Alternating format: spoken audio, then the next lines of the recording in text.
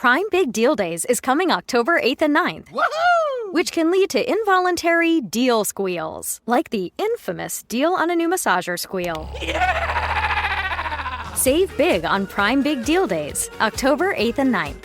Want to make a podcast? Spotify's got a platform that lets you make one super easily, distribute it everywhere, and even earn money, all in one place for free. It's called Spotify for Podcasters, and here's how it works. Spotify for Podcasters lets you record and edit your podcasts right from your phone or your computer. So no matter what your setup is like, you can start creating today. Then you can distribute your podcast to Spotify and everywhere else podcasts are heard. Video podcasts are also available on Spotify, and when you want to take conversations with your fans to the next level, Q&As and polls are the best way to get them talking. With Spotify for Podcasters, you can earn money in a variety of ways, including ads and podcast subscriptions. Ever since I discovered Spotify for Podcasters, I feel so supported in the creation and distribution of my show. Spotify for Podcasters hosts masterclasses, office hours, and more to help creators develop and fine-tune their skills. I highly recommend you give it a try.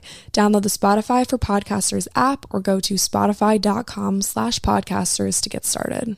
Hey guys, what's up? Welcome to or back to the show. Thank you so much for clicking on this episode. You guys, I am so excited for you to listen to all the things that Kela has to say in this episode. Kela Rose is the host of Skinny Dipping, which is a podcast all about being a soul in progress. And she does a really good job of combining science and spirituality to really just kind of like make sense of a lot of tough topics. In this episode, we talk all things trusting your intuition, intrusive thoughts, creating meaningful, true, deep friendships. We talk about what it means to avoid yourself and what to do when you feel like you're avoiding yourself. We talk about manifestation, and I honestly don't know how we packed so much into like a 30 to 40 minute episode, but we did. We also recorded an episode for her podcast, Skinny Dipping, and in that episode, we dive into just a lot of what's been going on in my life. She kind of turned it into like a really cool therapy session. I actually opened up about a lot of things that I don't think I'll ever open up about here on my show. So that is a Skinny Dipping exclusive, and I'll leave that episode in the show notes as well. Kela is such a light. She is wise beyond her years, and after the time we clocked together and the depths of our conversation, it's safe to say that we have become very close friends. So without further ado, please welcome Kela to 80/20.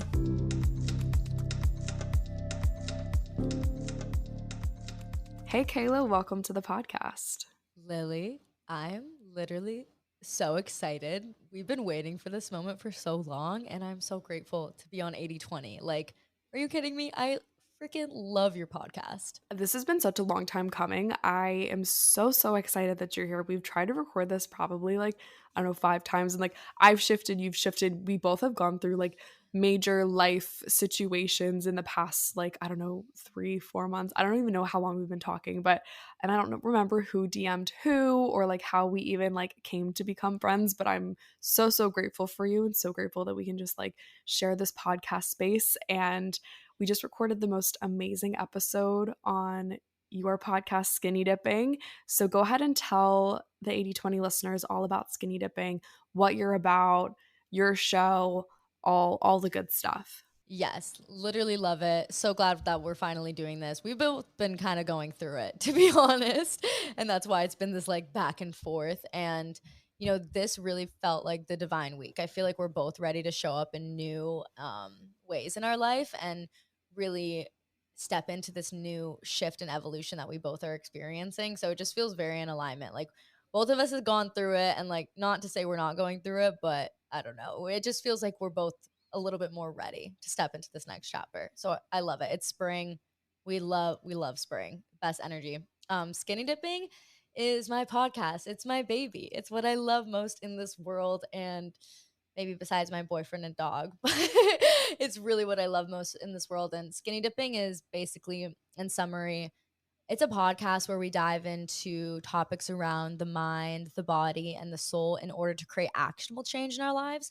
I definitely found that during my journey, things that came up with spirituality in particular felt very theoretical. Like, how do I actually heal my mind, my body, my nervous system, my brain, my mental state? And I really got into learning about like neuroscience and the way that our brain has evolved and how society doesn't really match up to our evolutionary brain and how that affects our nervous system. And I really loved learning about the chemicals and the hormones in our bodies and the science behind it, and then kind of pairing that with intersectionality between mental health sciences and spirituality. And that's where I really have found my sweet spot in skinny dipping and on all my socials, because I just love putting like the dots together, like just combining all the things and being like, okay, actionably though, like how do we use this information to transform our lives? I just wanted to make like a chewable vitamin, like taking these complicated concepts that seem so big and so overwhelming, that create this like analysis paralysis within us. Like we don't even want to start healing because it seems so overwhelming. And I absolutely love your show for that exact reason. Everything is so digestible. And the way that you kind of weave in these facts, the sciences, into tangible steps, like you said, is just the most beautiful thing. And so I'm so excited to get into all things manifestation and flowing in your feminine and masculine energies, and just the many, many life cycles that we go through, and just all things being a soul in progress. So let's go ahead and dive into all things manifestation. What is kind of your manifestation practice? What does this look like for you? Kind of take us through maybe how you bring manifestation into your day to day life. I feel like manifestation has become this very like token word kind of used on the internet, and people don't necessarily, It's trendy. it's It's trendy. trendy. And I feel like there's this Yeah. lack of understanding around it. I'm not going to sit here and be like, my way is the only way, because I think that would be, so close minded. But this is what works for me. And I believe that there's a lot of misconceptions around manifestation, especially as someone who struggles like with anxiety and paranoia and intrusive thoughts. I think that is the hardest thing for people to wrap their head around when it comes to manifestation, because there's this like, your thoughts create your reality, right? That's like the classic thing that everybody says about manifestation, and I really just don't believe that, because your intrusive thoughts are not going to manifest. I don't know, have you dealt with that at all? Like when people are like, oh, your thoughts create your reality, and you're like, but my thoughts are like, you don't want to get in there, like you don't want to know what I'm thinking. I love that you just asked that, because I was about to turn on and ask you the same exact question.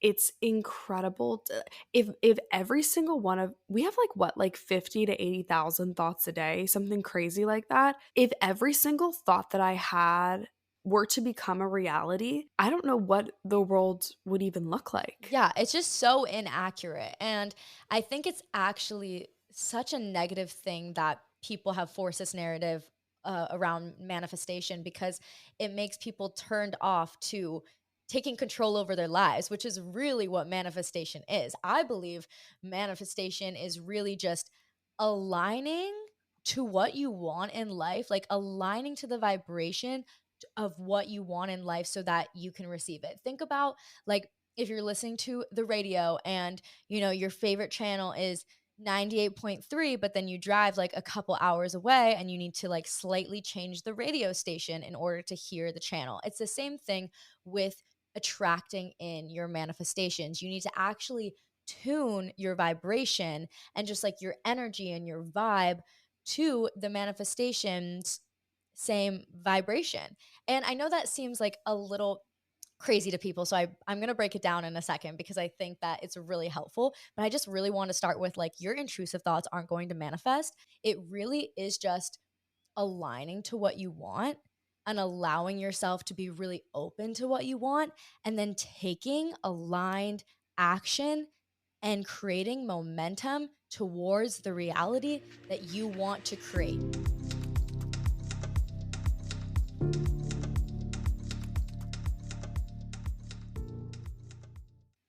Every single day we are faced with so many choices. I don't think we like like to even take accountability for how many choices we have in a day, but really from the moment you wake up, you have so many choices in your day. And that can be really scary, and that can be really overwhelming. Or we can flip it and be like, "Holy shit, I have choice. I have choice over my life, and every choice that I make can move away or towards my manifestation." And I think it's really important to notice in your life, like, are you moving towards the things that you want in life? Like, are you moving towards joy and play and whatever that idea of success is for you? Are you moving towards it, or are you doing everything in your power to move away from pain? And that's where I would encourage people to start looking when they're starting to manifest something in their life. How are you moving towards who you want to create rather than moving away from what you don't want?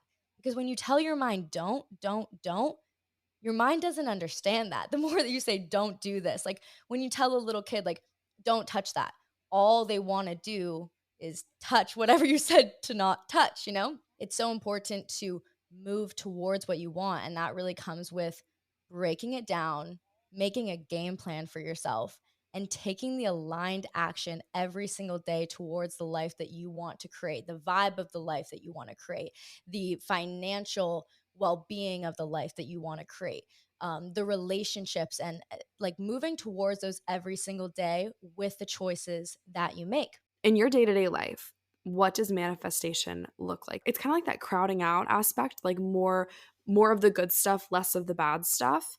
And so what does that look like in your day-to-day life? How are you moving towards the things that you want in life? How are you moving towards your best self? I definitely think that, going back to the lie, your thoughts manifest. I don't think your thoughts manifest. I feel like what happens is your vibration and your energy is going to, create your outer reality. So it's not necessarily like these intrusive thoughts or any thoughts that are going to manifest, like that bad thing you're thinking about, like that's not going to happen. Like don't worry about that. But for example, like if you are really angry or upset and your vibe is just like really off that day, like you're going to have that person cut you off in traffic. You're going to get that email that maybe you don't want. Rather than trying to like move away from everything that we don't want, what I try to do is every single day focus on the things that I know make my life better. What makes me feel better? Because when I can be in that space of joy and play and gratitude and grounding, that's when I can have an open channel to attract in everything I want. And what people think is that they need to avoid the bad vibes. That creates this very like toxically positive mindset that I fucking hate because I like grew up with that and I've had to unlearn that and relearn new ways of being. But you need to think about it like this. What you want, there's a road. Okay, there's a road that's in front of you, and what you want is on that road. You're on the path, you're there, you're moving towards it every single day, but maybe roadblocks are gonna come up. And what are those roadblocks? Those roadblocks are going to be the limiting beliefs, the imposter syndromes, the shadow parts of yourselves that are coming up to be healed deeper. So when they come up, you can't just shoo them away because then you still have that blockage in between you and what you want. And what I've realized is when I want a manifestation, I need to actually do the shadow work and I need to confront those really difficult, sad, in pain parts of myself. And when I acknowledge them and accept them and give them love and ask them, why are you the way you are? What from your past has made you feel like you need to have this limiting belief to protect yourself? When you begin to dive into those shadow places, they begin to clear. And like when we said in our episode that we just recorded, when you own it, it no longer owns you. It doesn't feel so heavy. So, in order to get the manifestations, you actually have to do the shadow work to clear out the blockages between you and what you want. That's step one. And step two is creating the spaces daily that you get to like raise your vibration. So, for me, meditation, movement, breath work, things like cold showers to reset your nervous system or sauning to detoxify your body and your mind. All these things that you can do can raise your vibration and allow you to become an open channel to receive. Because it's not about going out and like really getting something. Obviously, you need to, take aligned action towards what you want to create, but it's also about being willing and being open to receiving and really working through those like shadow parts of yourself that don't think you're deserving enough to have the manifestation that you want. So when it comes to healing those parts, because you can't be open to receive until you let go of the old shit, what are some of your best practices to initiate that healing journey? Yeah, I think It really depends what kind of processor you are. People are external processors or they're internal processors. I myself, and you probably are too, are an external processor. So coming on this mic literally is therapy for that reason. Like in our episode, we had a little therapy episode for sure for both of Huge us. therapy episode. To go to therapy and to speak it out with somebody else who, has the tools and the skills to help you move through it is so important. Therapy is a big one. And then also, you can externally process through journaling or through art, through painting, through expressing your emotions in whatever way intuitively they want to come up. For me, like journaling is a big one. Like when I am avoiding journaling, I know that I am avoiding a big limiting belief, a big roadblock in my way. If I am resisting journaling, it's because what's on the other side is really fucking good. You can just like Google shadow work prompts, or like I have a thing on my page. I'm not even gonna promote that right now though, but like find questions that are difficult. Like if it's difficult, it's because what is underneath it is so juicy. Like, do you find that too? Like when you're resisting admitting something to yourself, it's going to be a breakthrough. Like breakdowns lead to breakthroughs. 100%. I think every single time that I feel resistance in my life, it's because, just like you said, what's on the other side is so much better than what I'm currently going through. And I think for me, like getting past the resistance is almost harder than like the answer that I'm going to find out of the journal prompt. I'm the same way. Like I will not crack open the journal if I know that the answers are just going to like take me to places that I don't want to be. And then eventually you get to a point where like I have to just work through this. The answers are always so, so good. I think it really just comes down to bravery. And I am a strong believer that bravery is being scared and doing it anyway. And I learned this through skiing. I learned this through surfing at a later age. I grew up in Hawaii, and yet I never learned how to surf. I was very scared of the waves, very scared of the ocean, and I didn't want to learn how to do it. I mean, I did, but I was just really scared. And when I started during COVID as my little COVID project, teaching myself how to surf, I was so scared. I would have panic attacks. And I asked my friend, who's like an amazing surfer. She surfed since she was like 5 years old. And I was like, how do you do it? Like, how do you surf these huge waves? I can't even surf this 1 foot wave. Like, I'm so scared. What do I do? And she's like, Kayla, like, I still get scared all the time. She's like, surfed since she was 5 years old. She's like, I get scared all the time. And in that moment, my life changed because I realized that everything that I had been doing, that other people came to me like, oh, you're rebirthing the podcast on your own. Oh, you're dropping out of school to pursue photography, whatever it was that was really fucking scary that I was doing. I was still scared. And people would be like, how do you do that? And I'm like, oh, no, no, no, no, no. I'm super scared, but I'm just scared and I'm doing it anyway. And that's what I realized bravery was. And it's the exact same thing with the inner work. It's not that I want to dive in. It's not like it sounds like a great time, but I know that it is a necessary part to my journey into the life that I want to create, because the only way out is through. I guess it's just like no easy way to do it. It's literally hard. It's not easy all the time to do what you need to do that's best for yourself, but yet you do it anyway. And that is bravery. And I just like hold deep gratitude for myself. I'm like, damn, whenever I have that hard conversation or I like just do something that's really emotionally scary, I just thank myself. I'm like, damn, I'm really proud of myself for being so brave, because that was not fucking easy. I mean, like literally the hard emotions are like, it's not fun. It's so not fun. The fun part is what comes after. There's not a single time where I've worked on myself and been like, oh, I regret that. Like never, not once. Not once was there a minute wasted. I've never done a 10-minute meditation and been like, I just wasted 10 minutes. Never. Also, I've never had a breakdown that I've regretted. Like, I've never, after a breakdown, I've never been like, damn, I really wish I didn't go through that.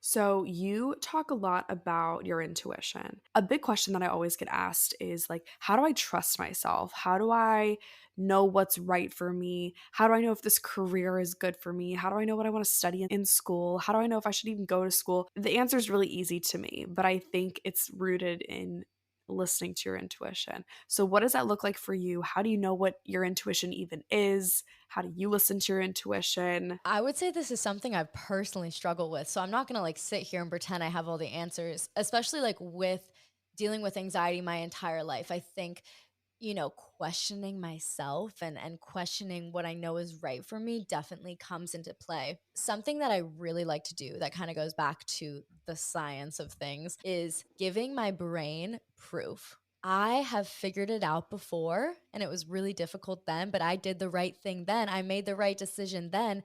Therefore, I can trust myself now. So, something that I'm doing when I'm really doubting myself is I'll go to my journal and I'll write down all the times in my past that I have made a hard decision and I've made the right one. Our brain loves proof. Our brain loves evidence because evidence and proof means that we can create predictability in our lives. And from a scientific perspective, our evolutionary brain's main purpose is to keep us safe. And I say this in the podcast a lot. Like, our ego's main purpose is to keep us safe. When we can go and we can look back at our times in our lives, like maybe we fucked up, maybe we didn't do the quote unquote right thing in the moment, but later down the line, it showed like, oh, I needed to learn that lesson, or, that person needed to not be in my life anymore, whatever it is for you, you see that it was actually all working out for you. And it felt like a really big deal in the moment. And that's really valid. Like, your feelings are so valid. If you can write down all the ways that, you thought you fucked up before, you didn't trust yourself before, but in the long run, it actually was meant to happen, you begin to develop that proof. The more you can create that evidence and proof that you can trust yourself, the stronger your intuition will become, because that's all it really is. We're always getting intuitive downloads. We're always getting told things from the universe or God or ourselves or inner being, whatever you believe in. And you just got to like tell yourself, like, I trust myself. Like, I am safe. Like, I have my own back. Like, I have my best interest in mind. And the more that you create that truth, the more that you will see it embodied in your life. Because you get these little ideas, right? And you talked a lot about intrusive thoughts. And so it's like, what's an intrusive thought versus what's your intuition?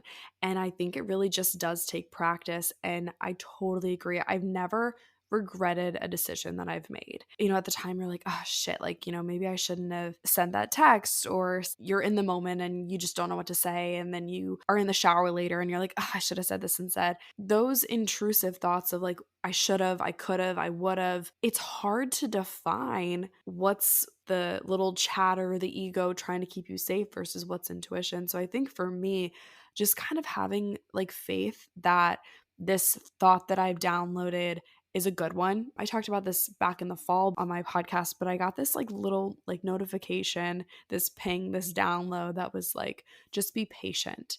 And I think I'd even talked about this a little bit on the episode that we just recorded together, but it was like, just be patient, just wait. And I was in this period of waiting, and I feel like I'm still in a period of waiting, but it was comforting knowing that that thought probably didn't like come from me. It's like, if maybe I'm like coming to a realization right now. Maybe we're just kind of like a little brainstorming session, but like maybe a thought is intuitive when you could have thought of it yourself, but it just kind of feels like a different voice. I don't really have the exact answer, but something that does work for me is like, if something is obsessive and compulsive and a thought is just running your fucking head, like, that person hates me, like, they're talking shit about me, and if the thought won't leave you alone, that's not your intuition. The intuitive downloads will come in at the perfect time, and they're going to drop it and they're going to hope you get it, and then they're going to leave. You just get that one moment and you just know that you need to act on it, where intrusive thoughts are always going to cause this inner anxiety within ourselves. An intuitive thought and an intuitive download is going to feel like it's just dropped in and it's just there and it feels pretty calm. As you're talking about this more, I'm kind of picturing it as like two different people in your lives, like two different voices. We all have people in our lives that are more negative voices and people that are maybe more naggy and they're negative and they're always complaining or they're always asking for things and never really giving much in return. And then we also have other people in our lives that are kind of like the voice of reason. They're kind of like, I think you should do this. And you're like, oh, you give really good advice. You give a good recommendation. And so those are kind of like the two people that I'm picturing, that almost as like voices in our heads to some degree. The intuitive downloads will never feel intrusive. They're never going to feel like super overwhelming, and they're not going to create such like a charged response within your emotions. I feel like they're going to feel more just like grounded and certain and peaceful. And if I'm having a really intrusive thought, I actually need to like tell my boyfriend, call a friend. I just need to say like, hey, I'm really thinking this right now. Can you like let me know that this isn't real. I'm so glad that you mentioned phoning a friend because it's embarrassing to admit like, "Hey, I'm really thinking this right now. This is ridiculous, but I'm thinking this." And I think finding people in your circle that you can be honest with and be like, "Hey, like bring me back down to earth right now. Like this isn't really happening, right? No, that's like crazy that you're not crazy, but like that thought's kind of crazy." So how do you know what people in your circle you can trust with like this heavy of a load? I love this question because you can't trust everyone. And I've made the mistake of being an oversharer and then like trusting my heart with someone that can't support me in that moment. And then just like the emptiness you feel when you try to like reach out to someone and they don't reach back to you is like pretty painful. So I think it's really important to know who in your circle you can trust. Um, and Brene Brown describes it in this really cool way in one of her books. She talks about how her daughter, like her little daughter in elementary school, like told a friend a secret, and then that friend like told everybody. She's like, okay, but like, have you trusted that friend in the past? Like, have they proven to you that they're trustworthy? And they used it as this like example of jelly beans in a jar. Every single time that somebody, shows up for you in a way that makes you feel seen and heard, and like you can trust them, you put little jelly beans in their jar. And when you have, a friend that has so many jelly beans in your jar. And the daughter was like, "Oh yeah, I guess that friend didn't have a lot of jelly beans in my jar, and I guess I shouldn't have really told them that." And it's really important to use your discernment to see like who has showed up for you before. You don't need a whole skew of people. Like you just need like 3 people that have your back, that you can say anything to, that you can trust. Like you don't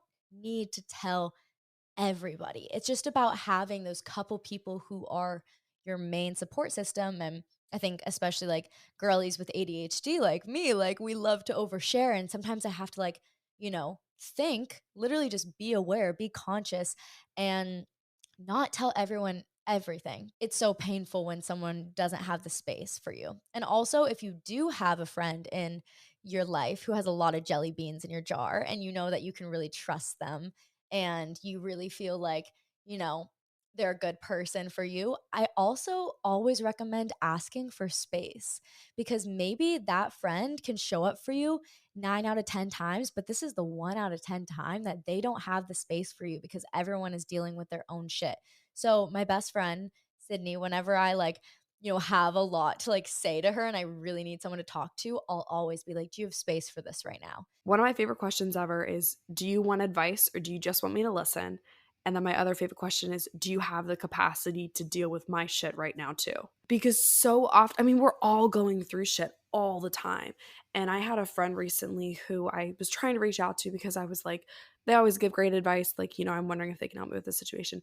And they were actually just going through a lot and they weren't really super like receptive to me wanting to talk to them. And it was nothing personal. They were just like busy with other stuff. And, you never want to ask someone to carry your baggage for you, but they can't help you even load it onto the luggage cart because they're dealing with their own shit. They've got a heavy load to carry. Totally. I love that you say like load it onto the luggage cart, because it's not like you're not expecting anybody to, you know, do the hard work for you necessarily, but I feel like it is nice to just like, not have to go through things alone. And good friends are the most important thing. I think they did a study and it was like literally the people that lived the longest and like had the happiest lives, they said it was because they had really good friendships. That's always been something in my life that I valued. And we talked about this like a little bit earlier, that I can just see your heart and see like you're just a diehard friend. And like I am too. And I feel like it's like so tough when you're so willing to like give and love. And like, do you find yourself in comparison? Like, I'm such a good friend,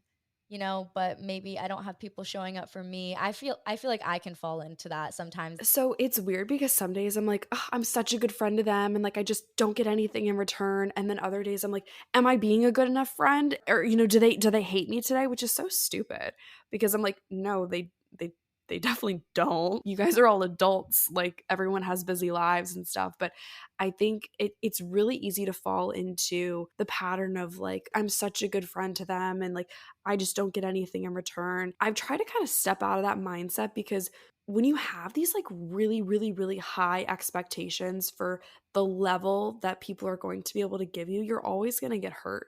And like I just mentioned, we're all kind of dealing with our own shit. So it's hard to ask people to constantly show up for you, especially if you can't even show up for yourself.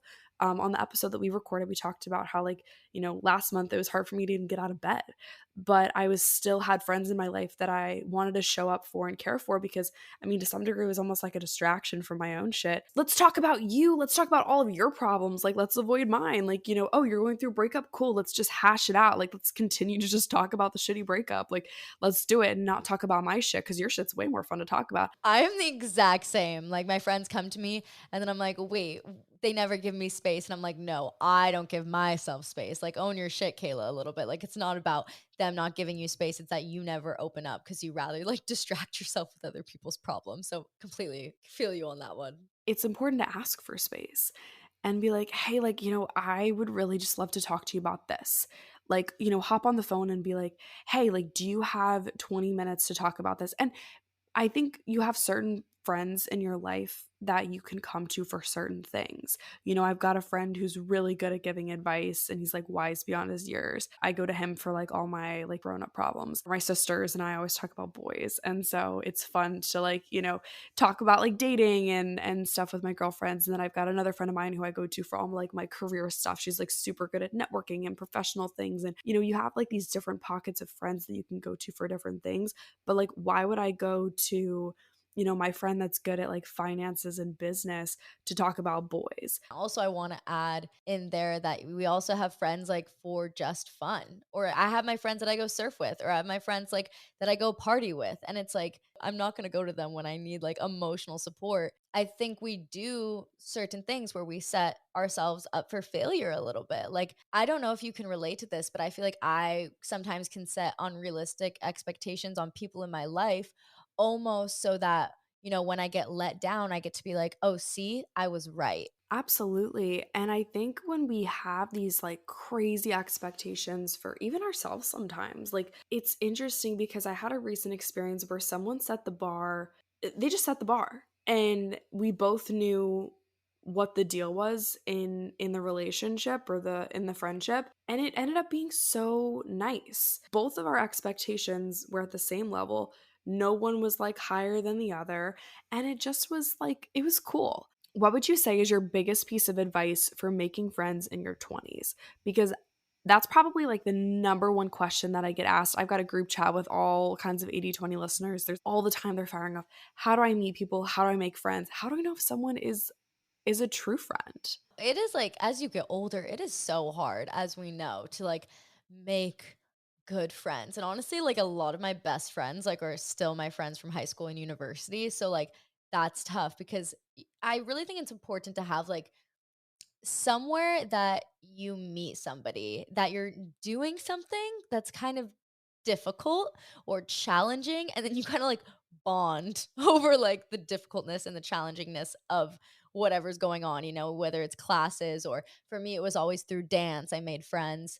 And I think like to take a new class is like a really big thing. Like, I got into pole last year, and like that is a big sisterhood, and like obviously pole can be like sexualized, but I've learned pole in a very beautiful, graceful, almost ballet way. And you have to be so strong to do it, and it's so hard. So it's like people that you do it with, like you just have this deeper understanding of how difficult something is. So whether it's like doing a pole class or like a pottery class or a new dance class, a heels class, when you have an activity to build upon, I think that's where true friendship has the ability to blossom. Not saying it's going to happen for sure, but it makes it easier for you to just like feel comfortable meeting new people. So I think like I made when I first dropped out of school, I made a lot of friends through this like hot yoga bar studio that I taught at, and I made like a couple really good friends there. And I met my best friend right now, Sydney. Like we met as adults and we met at a dance class. And trust your intuition. Like, this just goes back to like, you almost see somebody and you feel like magnetically pulled to them. Like, you feel like, oh shit, like I just feel like we're gonna vibe. For me, that's how I've like made friends on social media. Like, I think I did reach out to you, and I would just like, not to toot my own horn, but I think I have a very good read on people like energetically before I meet them. And I really only make an effort with people that I really feel like are worth it. And then, like, I don't know if you said this in the podcast, but within like a couple minutes, like, like intuitively if you're going to get along with somebody. You did say that in this episode.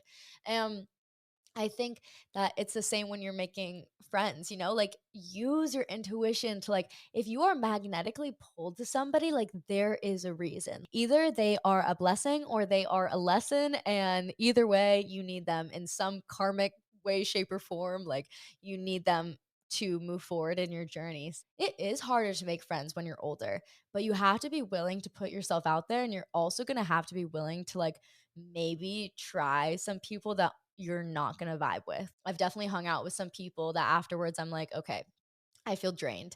And that's how I tell. Do I feel energized after we speak? Do I feel energized after we hang out? Or do I feel drained and exhausted? Also, just being open yourself. I think, if you have this like limiting belief, like, that you never make friends and you never get along with anyone, like, if that's what you're constantly telling yourself, like, that is going to be your life. Like, sometimes if I say something over and over and over again, like, my therapist is like, and so it is. She's like, if you say so. That's what she'll say to me. She'll be like, if you say so, Kayla, like, if you say so. And that really woke me up to, like, what am I saying to myself? What narratives am I telling myself about my life? If I just begin to almost tell myself, like, I'm a person that attracts great, amazing friends, like, you'll notice that, like, as you begin to believe that more, it will become your reality. And it's just about creating that proof and that evidence, like we've been talking about with your brain, to create that familiarity and that safety. I also think, if you think you're the type of person who has trouble making friends, go a little bit deeper. Like, there's something underneath there. Like, why is it that something is holding you back from making the connections that you deserve? Because you deserve to have connections and people that you can have fun with and laugh with. Like, every single person that is listening right now is so fucking deserving of having connection and having deep friendship, because it is one of the most fulfilling things in life.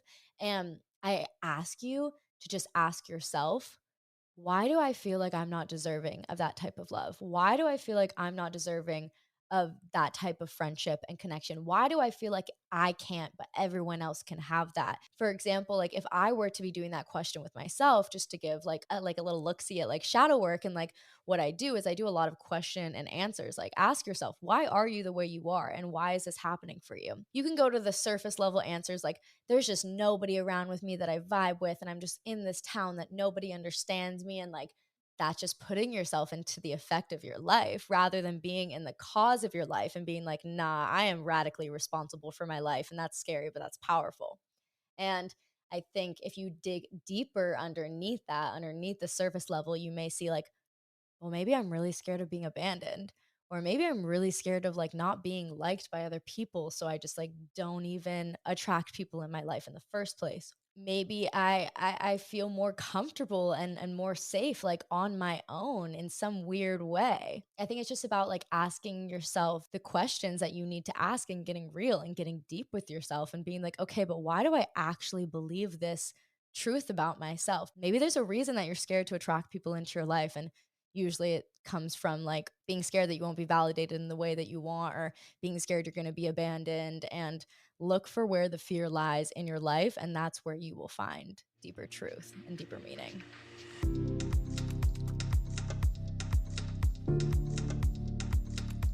We could go literally on and on all day, and there's still like so many topics that I want to talk to you about, but I think we're going to go ahead and wrap today's recording. But I know we're going to record again so soon because there's so much more that I want to just dive in with you. So Kayla, where can the listeners find you?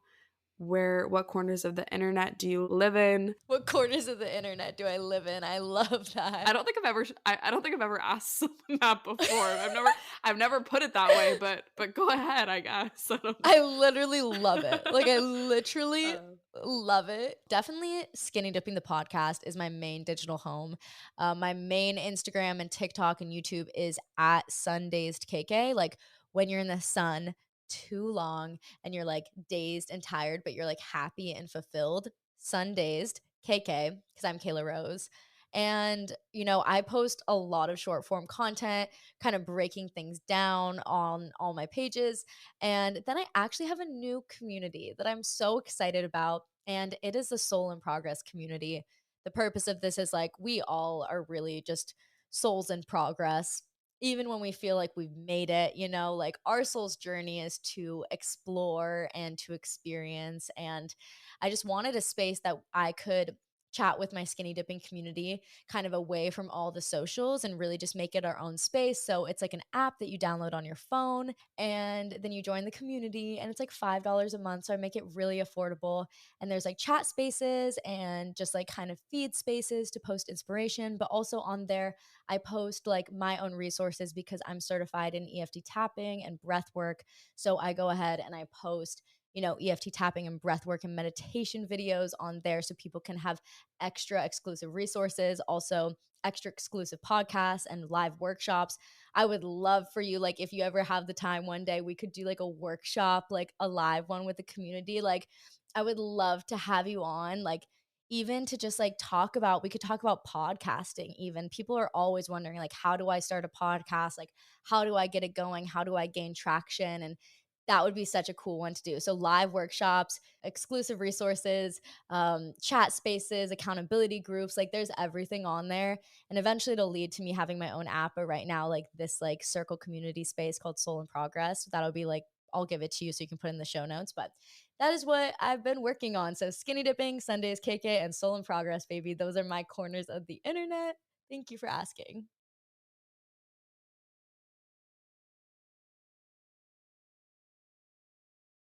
Thank you so much, Kela, for joining me on this episode. If you enjoyed this conversation today, please, please, please be sure to give it a rating and a review. That just helps more people find and listen to the show. If you were listening on your walk, or maybe you're listening while you're doing chores or getting your morning coffee or during your workout, please be sure to snap a picture of what you're doing and tag us. Let us know where you were listening from. You can tag me at Lily Rayco and Kela at Sundays KK, and both of those will be in the show notes. I love you guys so, so much. Have a great rest of your week, and I will talk to you soon.